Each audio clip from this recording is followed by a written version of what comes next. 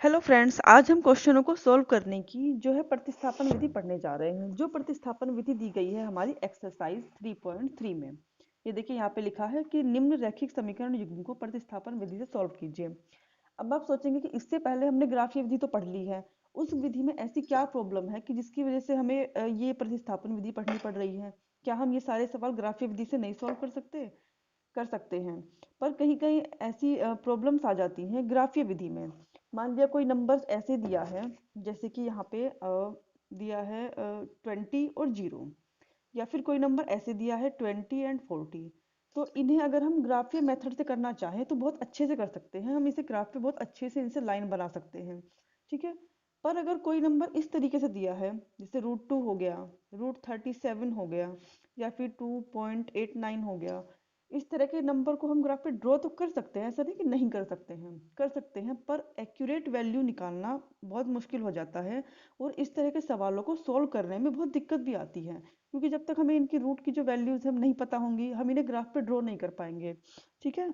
तो इसीलिए यही कारण है कि हम इससे आगे थोड़ी और एडवांस आगे चलते हैं और विधियां सीखते हैं। उसके लिए हम लोग क्या सीखते हैं, इस जो एक्सरसाइज 3.3 है इसमें हम लोग पढ़ेंगे प्रतिस्थापन विधि। इससे आगे हम लोग विलोपन विधि पढ़ेंगे, फिर उससे आगे हम लोग उससे आगे हम लोग जो है ब्रज गुणन विधि से सवालों को सॉल्व करना भी सीखेंगे। इन सारी विधियों में, ग्राफीय विधि हम पहले ही पढ़ चुके हैं, इन सारी विधियों में जो भी विधि हमें अच्छी लगती है उससे हम सवाल को सॉल्व कर सकते हैं। पर अगर एग्जाम में ये कहा गया है कि आपको प्रतिस्थापन विधि से ही सवाल को सॉल्व करना है, या फिर ये कहा गया है कि आपको विलोपन विधि से, अगर आपको विधि का नाम दिया गया है, अगर आपको विधि का नाम दिया गया है तो आपको उसी विधि से सवाल को सॉल्व करना पड़ेगा। ठीक है। तो चलिए आइए हम लोग इसके एग्जाम्पल्स लगाते हैं और मैं आपको बताती हूँ कैसे प्रतिस्थापन विधि को सॉल्व किया जाता है।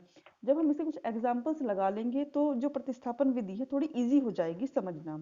तो पहला एग्जाम्पल हम लोग इसका लिख लेते हैं। पहला तो नहीं है यहाँ पे, इससे पहले के एग्जाम्पल पिछली एक्सरसाइज में थे। हम लोग यहाँ पे इसका एग्जाम्पल नंबर 7 ले रहे हैं। यहाँ पे लिखा है कि प्रतिस्थापन विधि द्वारा निम्न रैखिक समीकरण युग्म को हल कीजिए। और ये दो समीकरणें दी गई हैं, हमें इन्हें प्रतिस्थापन विधि से सॉल्व करना है। तो सबसे पहले हम क्या करते हैं, दोनों समीकरणों को हम लिख लेते हैं अच्छे से। हमारी समीकरणें दी गई हैं यहाँ पर 7x माइनस के 15y और इक्वल टू 2 दिया गया है। ये हमारा एग्जाम्पल नंबर 7 है। ठीक है। उसके बाद दूसरी समीकरण हमें दी गई है x प्लस के 2y इक्वल टू 3। ये हमें दो इक्वेशंस दी गई है और हमें इन्हीं दोनों को सॉल्व करना है। सबसे पहले हम क्या करते हैं, दोनों समीकरणों को ध्यान से देखेंगे। इस समीकरण को हम नंबर 1 दे देंगे और इस समीकरण को नंबर 2 नाम दे देंगे। दोनों समीकरणों को हमने नाम दिया है क्योंकि इनकी हमें बाद में जरूरत पड़ने वाली है। अब हम क्या करेंगे, हम देखते हैं कि जिस समीकरण में x और y के गुणांक छोटे होंगे, हम उसकी हेल्प लेंगे सबसे पहले। ठीक है ना। तो इस समीकरण में हम देख रहे हैं कि x का गुणांक जो है 7 है, बड़ा है, y का गुणांक 15 है, कुछ बड़ा है। यहाँ पे देखते हैं x का गुणांक 1 है और y का गुणांक 2 है। गुणांक आप लोग समझ रहे होंगे कि क्या होता है, x या y के साथ गुणा में जो भी नंबर है वो उसका गुणांक है। ठीक है। तो यहाँ पे गुणांक छोटे हैं। अगर हम इस समीकरण से सवाल को सॉल्व करते हैं, सवाल इजी हो जाएगा। ऐसा नहीं है कि इस समीकरण से सॉल्व नहीं कर सकते, आप किसी भी इक्वेशन को लेकर सवाल को सॉल्व कर सकते हैं। अगर आपने सही तरीका अप्लाई किया है तो आंसर एकदम सही आएगा। पर हम सवालों को इजी मेथड से करने की कोशिश कर रहे हैं। ठीक है। तो जिस में गुणांक जो हैं छोटे हैं, हम पहले उस समीकरण की हेल्प लेते हैं। तो इस समीकरण में जो हमारे गुणांक हैं वो छोटे हैं, तो हम क्या करते हैं, इस समीकरण से x की यहाँ से वैल्यू निकाल लेते हैं। x बराबर हमारा क्या हो जाएगा, x बराबर अगर हम 2y को राइट साइड पे भेजते हैं तो हो जाएगा 3 माइनस के 2y। x की वैल्यू हमारी 2 माइनस के 3y आ गई है। और हम क्या करेंगे, इसको भी नाम दे देंगे इक्वेशन नंबर 3, क्योंकि हमें इसकी भी बाद में जरूरत पड़ने वाली है। ठीक है। उसके बाद हम क्या करेंगे, हमने जो वैल्यू निकाली है किससे, समीकरण नंबर 2 से निकाली है। ठीक है, हमने समीकरण नंबर 2 से वैल्यू निकाली है, तो हम इस वैल्यू को रखेंगे समीकरण नंबर 1 में। तो हम यहाँ पे लिख देते हैं कि समीकरण 3 से x का मान, आपको एग्जाम में ये लिखना है, समीकरण 3 है जो, उससे हम x का मान कहाँ रखेंगे, समीकरण 1 में रखने पर। ठीक है, समीकरण 1 में रखने पर। अब समीकरण 3 से हम x का मान समीकरण 1 में रखेंगे। पहले हम समीकरण 1 लिख लेते हैं ताकि हमें थोड़ा सा इजी लगे सवाल को सॉल्व करना, क्योंकि कुछ बच्चे फिर कंफ्यूज होने लगते हैं सवालों में। अब हम x के बदले क्या रखेंगे, ये पूरी वैल्यू रखेंगे। 7 हमारा यहाँ पहले से ही है तो 7 को ऐसे ही रहने देते हैं, यहाँ मल्टीप्लाई लगा लेते हैं। x के बदले हम अपनी ये पूरी वैल्यू रखेंगे 3 माइनस के 2y। 3 माइनस के 2y हमने रख लिया, यहाँ पर माइनस के 15y इक्वल टू 2। बाकी सब सेम ऐसा ही रखा है। उसके बाद हम क्या करेंगे, हमें आगे क्या दिखाई दे रहा है कि हम क्या कर सकते हैं सवाल में, हम 7 की मल्टीप्लाई कर लेंगे अंदर। 7 की मल्टीप्लाई करते हैं तो 7 या कितना हो गया यहाँ पे 21, 7 दूनी 14y और ये 15y ऐसे के ऐसा ही रहेगा, बराबर हो गया हमारा 2। अब हम क्या करते हैं, इन दोनों को जोड़ लेंगे क्योंकि दोनों के साइन जो है निगेटिव है, मतलब दोनों का माइनस साइन है। तो हम क्या करेंगे, दोनों को जोड़ लेते हैं। जोड़ने पे कितना आ जाएगा, अगर हम 14 और 15 को जोड़ते हैं तो 5 और 4 9, 1 और 1 2, ये हो गया माइनस के 29y। यहाँ 2 पहले से है, 21 को राइट साइड भेज देते हैं, यहाँ आ गया। ठीक है, इधर राइट साइड आएगा तो 21 जो है माइनस का हो जाएगा, माइनस के 29y। अब जरा इसे इसमें से घटा लेते हैं, अगर 21 में से 2 गया तो कितना बचेगा 19 और माइनस का 19 आएगा, क्योंकि माइनस का नंबर जो हमारा है वो बड़ा है। यहाँ माइनस से माइनस कट गया, y बराबर क्या आएगा 19/29। तो ये हमारी y की वैल्यू आ गई। ठीक है, ये हमारी y की वैल्यू आ गई। वहाँ पे हम क्या करते थे, ग्राफ से 2 लाइनें खींचते थे, 2 लाइनें ऐसे जहाँ पे इंटरसेक्ट करती थी वहाँ से हम x और y की वैल्यू निकालते थे, इस तरीके से करते थे। अब यहाँ पे हमारी y की वैल्यू आ गई है। अब हम क्या करेंगे, x की वैल्यू निकालेंगे। x की वैल्यू निकालने के लिए ही आसानी से निकल जाए, इसीलिए मैंने यहाँ पे समीकरण नंबर 3 नाम दिया था इसे पहले ही। अगर आप चाहें तो x की वैल्यू निकालने के लिए यहाँ चाहे यहाँ भी वैल्यू रख सकते हैं y की, तब भी आंसर सेम आएगा। पर हम यहाँ रखते हैं क्योंकि यहाँ सिंप्लीफाई करना थोड़ा आसान रहेगा, हमने पहले से ही थोड़ा थोड़ा सिंप्लीफाई किया हुआ है यहाँ पर। तो हम यहाँ पे लिख देंगे, लिखना जरूरी है एग्जाम में भी। हम यहाँ पे लिख देते हैं कि y का मान कहाँ रखेंगे हम, समीकरण 3 में। y का मान समीकरण 3 में रखने पर, ठीक है, y का मान हम समीकरण 3 में रख रहे हैं। समीकरण 3 हमारी क्या थी, x इक्वल टू 3 माइनस के 2y। तो x बराबर कितना हो जाएगा 3 माइनस के 2 गुणा 19/29। ठीक है, इतना हो गया हमारा। अब हमें क्या करना है, इसे थोड़ा सा सोल्व कर लेना है आगे। हम क्या करेंगे, 3 तो ऐसे ही रहने दो फिलहाल, 19 दूनी कितना हो गया 38 और यहाँ पे 29 हो गया हमारा 29। ठीक है, यहाँ पे एक करके जो 29 है उसको एलसीएम ले लेंगे। 29 एलसीएम लिया, 29 की हम 3 में गुणा करेंगे।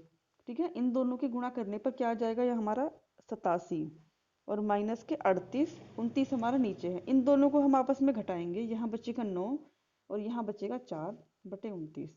तो ये हमारी वैल्यू बची है घटाने के बाद, सॉल्व करने के बाद आप लोग घटा के देख लीजिएगा सेम वैल्यू आएगी। तो x की मान हमारा क्या हो गया, x बराबर आया 49/29। ठीक है ना, इसको हमने आराम से लिख लिया, हमारे x और y दोनों की वैल्यू आ गई, y की वैल्यू ये रही और x की वैल्यू ये रही। अब देखिए, अगर इस वैल्यू को हमें ग्राफ से निकालना पड़ता तो कितना मुश्किल होता, बहुत मुश्किल होता, हमें यहाँ पे डिवाइड करना पड़ता, पॉइंट पॉइंट में नंबर लाने पड़ते और शायद एक्यूरेट मान ना ही आ पाता। ठीक है ना, तो इसीलिए हम लोग क्या करते हैं, अलग अलग मेथड यूज करते हैं अपनी वैल्यूज को निकालने के लिए। चलिए अब हम लोग नेक्स्ट क्वेश्चन लगाते हैं, इसका जो नेक्स्ट एग्जाम्पल है। तो चलिए हम लोग लगाते हैं इसका क्वेश्चन एग्जाम्पल नंबर, इसका एग्जाम्पल नंबर जो हमारा है 8, उसको लगाते हैं। सबसे पहले इसको पढ़ लेते हैं।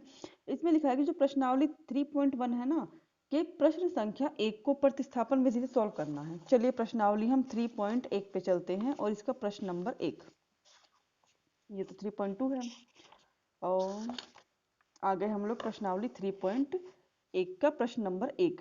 क्या लिखा है कि आफताब अपनी पुत्री से कहता है, 7 वर्ष पूर्व मैं तुमसे 7 गुनी आयु का था, अब से 3 वर्ष बाद मैं तुमसे केवल 3 गुनी आयु का रह जाऊंगा। ठीक है ना, यहाँ पे तो इस स्थिति को बीजगणितीय और ग्राफीय विधि से सॉल्व करने के लिए कहा गया है।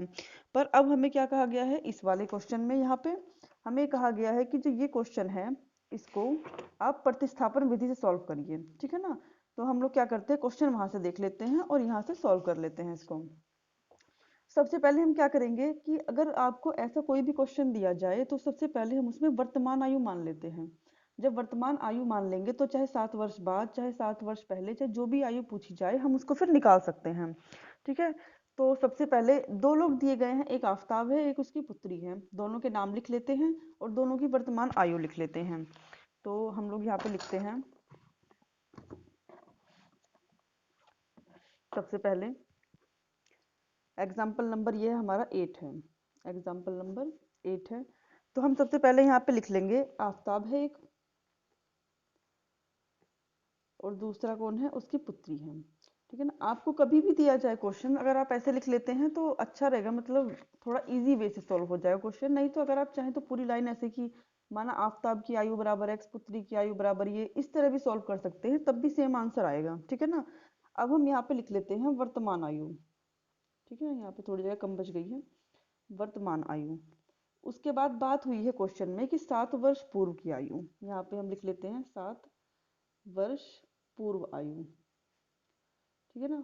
और क्या बात हुई है, 7 वर्ष पूर्व आयु और 3 वर्ष बाद आयु, और 3 वर्ष बाद आयु। ठीक है ना। देखिए यहाँ पे लिखा है क्वेश्चन में, ये रहा कि आफताब अपनी पुत्री से कहता है कि 7 वर्ष पूर्व मैं तुमसे 7 गुनी आयु का था, और अब से 3 वर्ष बाद मैं तुमसे केवल 3 गुनी आयु का रह जाऊंगा। तो दो कंडीशन दी गई हैं, एक में 7 वर्ष पूर्व की बात की गई है और एक में 3 वर्ष बाद की बात की गई है। तो हमने दोनों को वहां पे लिख लिया है, और वर्तमान आयु तो हमने पहले ही यहाँ पे हेडिंग लिख लिया है इसका।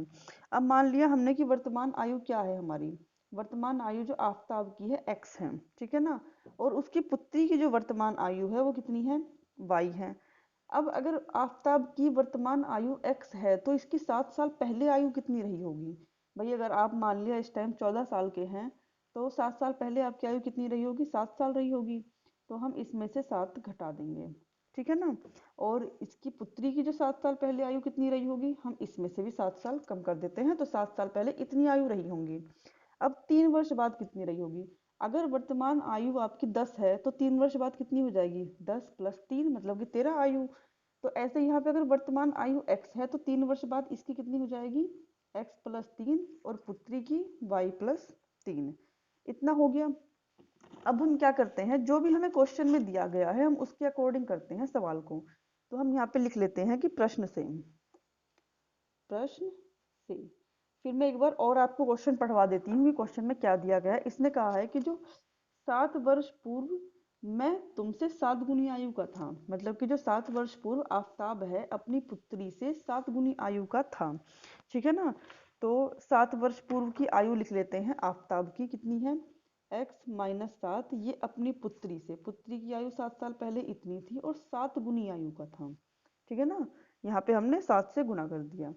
अब x - 7 = 7 से अंदर गुणा कर लो, 7y - हमें इसे एक सिंपल इक्वेशन बनानी है अपनी। तो हम क्या करेंगे, x - 7y, 7y को हम इधर ले आते हैं तो माइनस हो जाएगा, -49 यहाँ पहले से है, 7 को इधर ले जाएंगे तो ये प्लस हो जाएगा। ये हो गया x - 7y बराबर -42। ठीक है, ये हमारी इक्वेशन नंबर 1 आ गई। आपको हमेशा इस टाइप के सवाल में कंडीशन दी जाएगी जिससे आपकी दो समीकरणें बनेंगी, और फिर उन दोनों समीकरणों की हेल्प से आप जो है अपने सवाल को सॉल्व कर सकते हैं। ये हमारी इक्वेशन नंबर 1 बनी है। अब हम इक्वेशन नंबर क्या करते हैं, 2 भी बनाते हैं। 2 के लिए इसने दूसरी कंडीशन फिर दी है। इसने कहा है कि अब से 3 वर्ष बाद मैं तुमसे केवल 3 गुनी आयु का रह जाऊंगा। मतलब कि अब से 3 साल बाद जो आफताब है वो अपनी पुत्री की आयु का केवल 3 गुना रह जाएगा। तो 3 वर्ष बाद की बात कर रहा है आयु की, तो हम 3 वर्ष बाद वाली आयु लेंगे। ठीक है, यहाँ पे लिख लेते हैं पुनः प्रश्न से, क्योंकि जो प्रश्न में दिया गया है हम उसी के अकॉर्डिंग चल रहे हैं, हम अपने मन से यहाँ पे कुछ नहीं कर रहे हैं हम। ठीक है ना। तो ये रही आफताब की आयु 3 साल बाद की, ये रही उसकी पुत्री की आयु 3 साल बाद की, और ये 3 गुनी आयु हो जाएगी अब की बार। ठीक है ना। कुछ बच्चे ये भी सोचते हैं, बहुत बड़ा कंफ्यूजन होता है कि 3 गुनी आयु का तो ये था, तो 3 की गुणा इसमें क्यों की गई। ये बिल्कुल सिंपल सा फैक्ट है कि अगर यहाँ पे कोई नंबर ऐसे लिखा है, मैं कहती हूँ कि ये तो 5 है और ये 15 है। ठीक है ना। मैं यहाँ पे इक्वल साइन लगाना चाहती हूँ, क्या ये इक्वल है, नहीं है। 5 15 के बराबर कैसे हो सकता है। मैं ये कह सकती हूँ कि हाँ ये जो है ना, ये इसका 3 गुना है। तो मैं क्या करूँगी, अगर मैं इक्वल साइन को यहाँ सही साबित करना चाहती हूँ तो मैं यहाँ 3 से गुणा करूँगी। 3 गुना तो ये है, पर मैं गुणा इसमें कर रही हूँ ताकि ये जो इक्वल साइन है वो सही साबित हो। इसीलिए आयु 3 गुनी उम्र का तो ये है, पर गुणा इसमें की जा रही है ताकि ये इक्वेशन जो है इक्वल रहे। ठीक है। उसके बाद हम लोग क्या करते हैं, x प्लस 3 बराबर 3 की गुणा अंदर कर देंगे, 3y प्लस 3 3 9। अब हम y और x को एक तरफ लेंगे और बिना एक्स वाई वालों को एक तरफ ले लेंगे। तो x माइनस के 3y बराबर 9 माइनस के 3 और x माइनस के 3y बराबर कितना हो गया हमारा 6। इतना हो गया, ये हमारी बन गई इक्वेशन नंबर 2। ठीक है, ये इतना हमारा हो गया, दोनों इक्वेशन बन गई। अब जैसे हम पहले सवाल को लगाते थे वैसे ही लगाएंगे दोनों समीकरण बनाने के बाद। जिस समीकरण में x और y के गुणांक छोटे होंगे हम वहां से x या y की वैल्यू निकाल लेंगे। तो हम ये देख रहे हैं कि इस समीकरण में गुणांक छोटा है, तो हम यहीं से वैल्यू निकाल ले रहे हैं। हम यहाँ पे लिख लेंगे कि समीकरण 2 से हम क्या कर रहे हैं, x बराबर ये 6 तो यहाँ पहले से ही है, 3y यहाँ जाकर क्या हो जाएगा, प्लस हो जाएगा। इसे हम समीकरण नंबर 3 नाम दे दे रहे हैं। उसके बाद हम क्या करेंगे, समीकरण 3 जो वैल्यू है निकाली तो हमने 2 से है, तो हम इसको वापस मतलब x के बदले 6 प्लस 3y इस समीकरण में नहीं रख सकते क्योंकि हमने अभी तो यहीं से वैल्यू बनाई है। हम क्या करेंगे, इसके अलावा दूसरी वाली जो समीकरण है ना उसमें रखेंगे। अब हम समीकरण नंबर 1 में x बराबर 6 प्लस 3y रखेंगे। ये बात आप समझ गए होंगे कि हमने इसी समीकरण से अभी ये वैल्यू बनाई है, तो हम इसमें नहीं रख सकते इस वैल्यू को। हम ये वैल्यू जो है पहली वाली समीकरण में रखेंगे। तो चलिए हम लोग रख लेते हैं ये जो वैल्यू है इसको पहली वाली समीकरण में। पहली समीकरण पहले हम उतार लेते हैं, लिख लेने से थोड़ा आसान रहेगा। x minus 7y equal to minus के 42 ये था। अब हम क्या करेंगे, x के बदले 6 प्लस 3y रखेंगे, 6 प्लस के 3y और माइनस के 7y इक्वल टू माइनस के 42। ठीक है ना। अब क्या करेंगे, ये 6 तो यहाँ पहले से ही है, ये 3y है प्लस का और 7y है माइनस का, हम इन दोनों को घटा लेंगे, कितना आएगा, सॉरी यहाँ पे माइनस आ जाएगा, माइनस के 4y।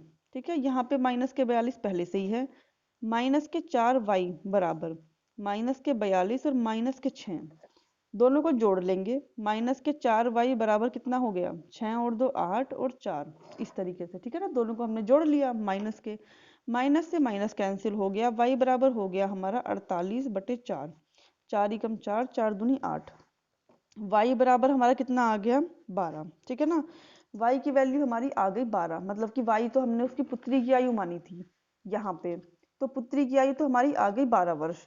उसके बाद हम क्या करेंगे, आफताब की भी आयु निकालेंगे, तो इसको हम ये साइड में निकाल ले रहे हैं। आफताब की आयु मैंने पहले बताया था कि समीकरण नंबर 3 में इसकी वैल्यू रखेंगे तो आसानी से निकल जाएगा। तो हम क्या करते हैं, समीकरण 3 में y बराबर 12 रखने पर, ठीक है, इतना लिख लिया हमने। समीकरण 3 हमारी क्या है, x माइनस के 3y बराबर 6। अब x माइनस के 3 गुना y के बदले क्या रखेंगे, 12 बराबर 6, x माइनस 12 तिये 36 और बराबर 6। तो x बराबर कितना हो गया, 6 प्लस के 36। ठीक है, x बराबर हो गया 6 प्लस के 36 और x बराबर कितना हो गया, अगर दोनों को जोड़ देते हैं तो 6 और 6 12 का 2 हासिल 1, 3 और 1 4, ये आ गया x बराबर 42। ठीक है, हमें उसकी पुत्री की आयु और आफताब की आयु दोनों की आयु पता चल गई है। आप यहाँ पे लास्ट में लिख सकते हैं कि आफताब की वर्तमान आयु बराबर 42 वर्ष और पुत्री की वर्तमान आयु बराबर 12 वर्ष। तो ये एग्जाम्पल नंबर 8 भी जो हमारा कंप्लीट हो गया। अब हम नेक्स्ट एग्जाम्पल इसका लगाते हैं। तो चलिए अब हम लोग लगाते हैं इसका नेक्स्ट एग्जाम्पल। एग्जाम्पल नंबर है इसका 9। ठीक है, चलिए इसको पहले पढ़ लेते हैं। इसमें लिखा है कि आइए अनुच्छेद 3.3 के उदाहरण 2 को लें। या तो आप अनुच्छेद 3.3 के उदाहरण नंबर 2 पे चले जाइए, या फिर यहीं पे भी लिखा है यहाँ से पढ़ सकते हैं कि अर्थात 2 पेंसिल और 3 रबड़ हैं। 2 पेंसिल और 3 रबड़ जो हैं उनका मूल्य 9 रुपये है, और 4 पेंसिल और 6 रबड़ जो हैं उनका मूल्य 18 रुपये है। ठीक है, तो हमें क्या करना है, प्रत्येक पेंसिल और प्रत्येक रबड़ का मूल्य ज्ञात करना है। कुछ नहीं, बहुत सिंपल क्वेश्चन है, इसको अभी बस थोड़ी देर में सॉल्व हो जाएगा। सबसे पहले जो दिया गया है हम उसके अकॉर्डिंग अपने सवाल में मान लेते हैं कि मूल्य क्या क्या है पेंसिल के और रबड़ के।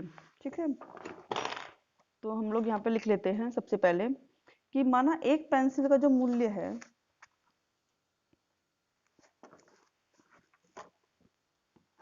एग्जाम्पल नंबर हमारा जो है ये 9 है। ठीक है, तो हम यहाँ पे लिख लेते हैं कि माना एक पेंसिल का मूल्य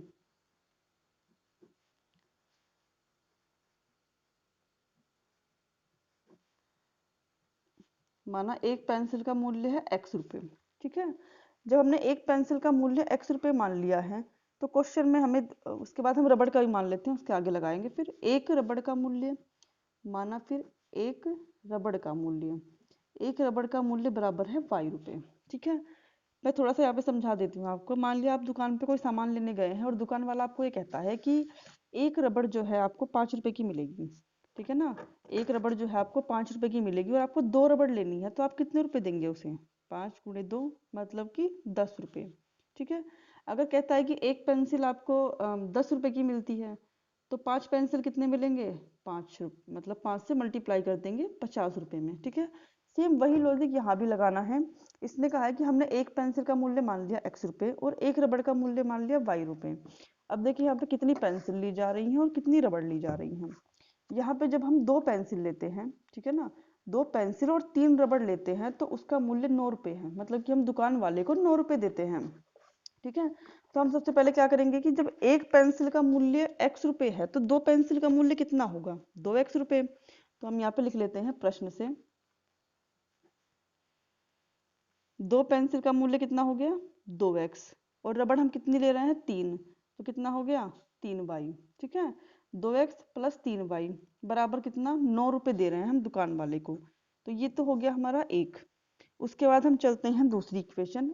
एक और हमें कंडीशन दी गई है, उसमें क्या दिया गया है कि 4 पेंसिल और 6 रबड़ का मूल्य 18 रुपये है। 4 पेंसिल और 6 रबड़ जब हम लेते हैं तो एक पेंसिल x रुपये की है, तो 4 पेंसिल कितने की हो जाएंगी? 4x, और 6 रबड़, एक रबड़ y की है तो 6 रबड़ कितने की हो जाएंगी? 6y, और दे रहे हैं हम 18 रुपये उसका, ठीक है। ये हमारी इक्वेशन नंबर 2 हो गई। अब हम क्या करेंगे? समीकरण 1 से x का मान निकाल लेंगे, क्योंकि जो गुणांक है वो यहीं पे छोटे हैं, x के और y के, ठीक है। तो हम यहाँ पे लिख देते हैं कि समीकरण 1 से, समीकरण 1 से x का मान निकालने पर, ये हमने यहाँ पे लिख दिया x का मान निकालने पर, ठीक है ना। अब हम क्या करेंगे? समीकरण 1 से x का मान कैसे निकालेंगे? x वाली टर्म को हम यहीं रहने देंगे, y वाली टर्म को हम इधर भेज देंगे। 2x बराबर हो गया हमारा 9 - 3y। ये प्लस था इधर, तो राइट साइड जाके क्या हो जाएगा? माइनस हो जाएगा। उसके बाद हम क्या करते हैं? हमें तो केवल x की वैल्यू निकालनी है ना, 2x की वैल्यू थोड़ी ना निकालनी है। तो हम क्या करेंगे? यहाँ पर x बराबर हमारा क्या हो जाएगा? 9 - 3y और बटे के 2, इतना हो गया। ये हमारी x की वैल्यू आई। और जब हम ऐसे कोई वैल्यू निकालते हैं तो हम उसे क्या करते हैं? समीकरण नंबर 3 मान लेते हैं। इसे हमने समीकरण नंबर 3 मान लिया। अब हम क्या करेंगे? हमने तो समीकरण 1 से ये वैल्यू निकाली है, तो हम कहाँ रखेंगे इसे? समीकरण 2 में। हम यहाँ पे लिख देते हैं कि x का मान समीकरण 2 में रखने पर, समीकरण 2 में रखने पर, अब हम x की जो वैल्यू है उसको समीकरण 2 में रख रहे हैं। समीकरण 2 को मैं पहले लिख लेती हूँ, इससे थोड़ा इजी रहता है वैल्यू पुट करना इसमें, ठीक है ना। ये रहा। अब यहाँ 4 तो सेम रहेगा, उसके बाद हम x के बदले क्या रखेंगे? 9 - 3y और बटे 2 प्लस के 6y सेम रहेगा और बराबर 18, इतना आ गया हमारा। अब हम क्या करेंगे? इसके बाद हम यहाँ पे देख लें, कोई नंबर हमारा अगर कट रहा हो तो बहुत अच्छा है, क्योंकि अगर कट जाएगा तो हम यहाँ एलसीएम वगैरह इस सब चीज से बच जाएंगे। तो 2 दूनी कितना हो गया? 4।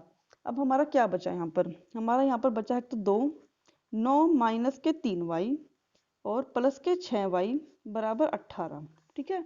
अब हम क्या करेंगे कि 2 से अंदर गुणा कर लेते हैं। 2 9 18, 2 3 6y और प्लस के 6y बराबर कितना हो गया? 18। अगर 6y में से 6y ही चला गया तो क्या बचेगा? कुछ नहीं यहाँ पे, तो यहाँ 18 बचे केवल और बराबर 18, ठीक है ना। हम तो यहाँ जा रहे थे x और y का मान निकालने, यहाँ पे तो हम देख रहे हैं कि हमारा y ही कैंसिल हो गया। y का मान तो नहीं आया, पर जो भी आया है, मतलब कि 18 बराबर 18 आया, ये चीज़ तो सही है ना कि 18 तो 18 के बराबर ही होता है। ये करेक्ट चीज़ आई है, भले y का मान हमारा ना आया हो। तो हम क्या कह सकते हैं? इसका अर्थ ये है कि जो y का मान है ना, वो कुछ भी ले लें, ठीक है ना, x के इस मान के लिए या इस समीकरण के लिए। इसका अर्थ है कि जो रेखाएं हैं वो समपाती होंगी, मतलब कि मैं फिर से समझाती हूँ इसको। ये जो चीज़ है ये करेक्ट है, मतलब ऐसे तो नहीं आया ना कि 18 बराबर 15 आ गया, तो ये चीज़ करेक्ट नहीं है, क्योंकि 18 तो 15 के बराबर नहीं होता, पर यहाँ 18 बराबर 18 आया है। तो इसका मतलब ये है कि इस समीकरण के लिए हम x का कुछ भी मान ले सकते हैं, y का मान कुछ भी ले सकते हैं x के मान के लिए, ठीक है। तो उसके बाद क्या होगा कि इसका अर्थ ये होगा कि जो रेखाएं हैं संपाती हैं।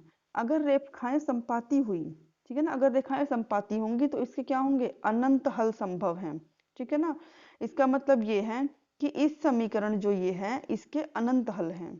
तो हम यहाँ पे क्या लिख सकते हैं कि y का मान जो है वो मतलब जो दी गई रेखाएं हैं वो संपाती हैं, अतः समीकरण के अनंत हल संभव हैं। तो हम यहाँ पे लिख लेते हैं कि दी गई रेखाएं, ये आपको एग्जाम्पल में भी लिख वो एग्जाम में भी लिखना है, दी गई रेखाएं संपाती हैं अतः यहाँ पर अनंत हल संभव है, ठीक है, अनंत हल संभव है। तो ये जो है हमारा एग्जाम्पल नंबर 9, ये भी हमारा कंप्लीट हो गया है। हम y का मान कुछ भी ले सकते हैं x के मान के लिए, मतलब इनके अनंत हल हो सकते हैं y और x की वैल्यूज के, ठीक है। तो ये वह हमारा एग्जाम्पल नंबर जो 9 है वो कंप्लीट हो गया है। अब हम लगाएंगे इसका नेक्स्ट एग्जाम्पल। तो चलिए फ्रेंड्स, इससे क्वेश्चन नंबर 10 पढ़ लेते हैं। क्वेश्चन नंबर 10 में क्या दिया गया है, इसमें दिया गया है कि आइए अनुच्छेद 3.2 का उदाहरण 3 लें। क्या रेल पटरियां एक दूसरे को काटेंगी? इसके लिए हमें क्या करना होगा, पहले उदाहरण नंबर 3 पढ़ना होगा। तो चलिए हम लोग उदाहरण नंबर 3 पे चलते हैं। कहाँ है वो, अनुच्छेद 3.2 का, अनुच्छेद 3.2 का उदाहरण नंबर 3 है, ये रहा।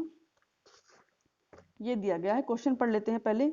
दो रेल पटरियां हैं, उनकी समीकरणें हमें पहले से बना के दी गई हैं। ये है x प्लस 2y माइनस के 4 बराबर 0 और 2x प्लस के 4y माइनस के 12 बराबर 0 द्वारा निरूपित की गई हैं।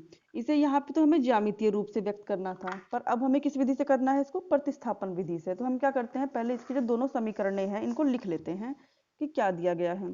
समीकरण दी गई है हमें, एग्जाम्पल हमारा 10 है, ये हमारा एग्जाम्पल नंबर दिया गया है हमें 10, ठीक है। और समीकरण हमें दी गई है x प्लस के 2y माइनस के 4 इक्वल टू 0। दूसरी समीकरण हमारी है 2x प्लस के 4y माइनस के 12 इक्वल टू 0, ठीक है ना। इसे हम समीकरण नंबर 1 मान लेते हैं और इसे हम समीकरण नंबर 2 मान लेते हैं। दोनों इक्वेशन हमारी हो गई। अब हम क्या करते हैं कि किसी भी एक इक्वेशन से हम जानते हैं कि जिसके गुणांक छोटे होंगे उससे हम मान निकालते हैं। पर हम यहाँ थोड़ा सा डिफरेंस देख रहे हैं कि जो यहाँ पे ये वाला पद है इसे राइट साइड में होना चाहिए था। तो हम लोग क्या करते हैं, इसे राइट साइड में कर लेते हैं, तभी समीकरण को मानेंगे। रहने देते हैं यहाँ पे मानने से, क्योंकि यहाँ से कुछ फायदा नहीं है, नंबर बढ़ जाएंगे फालतू में। तो क्या करते हैं, यहाँ पे लिख लेते हैं x plus 2y equal to 4, क्योंकि जब 4 राइट साइड में जाएगा तो क्या हो जाएगा, प्लस हो जाएगा। समीकरण नंबर 1 यहाँ पे हो गया 2x प्लस के 4y इक्वल टू 12, ये समीकरण नंबर 2, ठीक है ना, ये हो गई। अब हम ये देखते हैं कि गुणांक कहाँ पर कम है। गुणांक जो है समीकरण नंबर 1 में कम है, तो हम क्या करेंगे, समीकरण 1 से हम x की वैल्यू निकाल लेंगे। आप लोग ये मत सोचिए कि खाली x की वैल्यू क्यों निकाल रहे हैं, y की वैल्यू भी तो निकाल सकते हैं, फिर y की वैल्यू यहाँ पे रख सकते हैं। हाँ बिल्कुल निकाल सकते हैं, पर चूंकि यहाँ x के पास कोई गुणांक नहीं है तो इसलिए हमें सवाल सॉल्व करने में आसानी रहेगी, ठीक है ना। जिसके पास गुणांक ना हो उसकी वैल्यू अगर निकालने तो ज़्यादा अच्छा रहता है। तो हम यहाँ पर लिख देंगे कि समीकरण 1 से x का मान निकालने पर, समीकरण 1 से x का मान निकालने पर, ठीक है ना। समीकरण 1 से x का मान क्या निकाल रहे हैं हम, x बराबर 4 माइनस के 2y, क्योंकि जो ये 2y है राइट साइड में यहाँ चला जाएगा तो क्या हो जाएगा, माइनस के 2y। इसे हम समीकरण नंबर 3 मान लेते हैं। अब जो ये वैल्यू है इसे कहाँ रखेंगे हम, समीकरण 2 में। यहाँ पे लिख देते हैं कि x का मान समीकरण 2 में रखने पर, x का मान समीकरण 2 में रखने पर, यहाँ पे मैं पहले समीकरण नंबर 2 को उतार ले रही हूँ ताकि जो मान है उसको रखने में हमें आसानी हो। ये हो गई हमारी समीकरण नंबर 2। यहाँ x के बदले हमें रखना है, 2x के बदले नहीं, केवल x के बदले। तो हम क्या करेंगे, 2 तो हमारा ऐसे ही रहेगा, x के बदले हम क्या रख रहे हैं, 4 माइनस के 2y, और फिर से यहाँ क्या हो गया, 4y बराबर 12। 2 के अंदर गुणा कर लेंगे, 2 चौक 8 माइनस के 2 दूनी 4y और प्लस के 4y बराबर 12। यहाँ देखते हैं 4y से 4y क्या हो गया हमारा, कैंसिल। अब यहाँ हमारा बचा है कि 8 बराबर 12।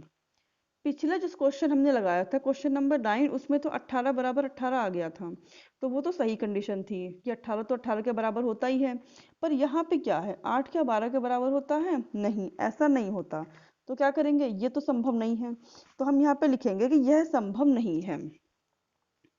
यह ये आपको एग्जाम में भी लिखना है, क्योंकि आपको रीजन देना पड़ेगा यहाँ पे। यह संभव नहीं है। अतः क्या है, अतः जो दिए गए समीकरण युग्म है, अतः दिए गए समीकरण युग्म,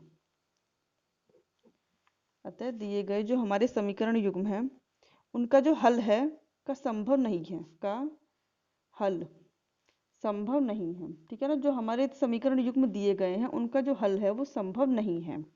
ठीक है ना। और अगर हल संभव नहीं होता है तो क्या होती हैं, समानांतर रेखाएं होती है, क्योंकि समानांतर रेखाएं ही कभी एक दूसरे को नहीं काटती, ऐसी होती है एक दूसरे समानांतर।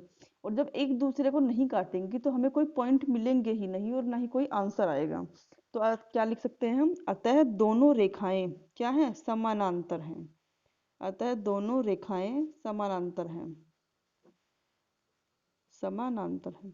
इससे पहले वाला जो क्वेश्चन हमने लगाया था एग्जाम्पल नंबर 9, उसमें अनंत हल थे पर बहुत सारे थे, क्योंकि वो रेखाएं संपाती थी। संपाती रेखाएं ऐसे एक दूसरे के ऊपर बनती हैं। ठीक है, एक दूसरे को टच तो करती हैं, यहाँ भी पॉइंट मिलेगा, यहाँ भी पॉइंट मिलेगा, यहाँ भी मिलेगा, यहाँ भी जहाँ जहाँ वो टच करती जाएंगी हर जगह पॉइंट मिलेगा। तो इसका मतलब कि हर जगह x की y की वैल्यूज बहुत सारी मिलेंगी, तो बहुत सारे मान होंगे। पर यहाँ पर जब ये एक दूसरे को टच करेंगी ही नहीं तो यहाँ पे ऐसी कोई वैल्यू नहीं आएगी। तो इसलिए क्या होगा कि दोनों रेखाएं समानांतर हैं और यहाँ पर इनका कोई हल संभव नहीं है। तो ठीक है, अब हमारे सारे एग्जाम्पल्स जो हैं वो पूरे हो गए हैं। नेक्स्ट वीडियो में हम लोग जो है एक्सरसाइज 3.3 को सॉल्व करेंगे। आई होप कि आप लोगों को समझ में आ गया होगा।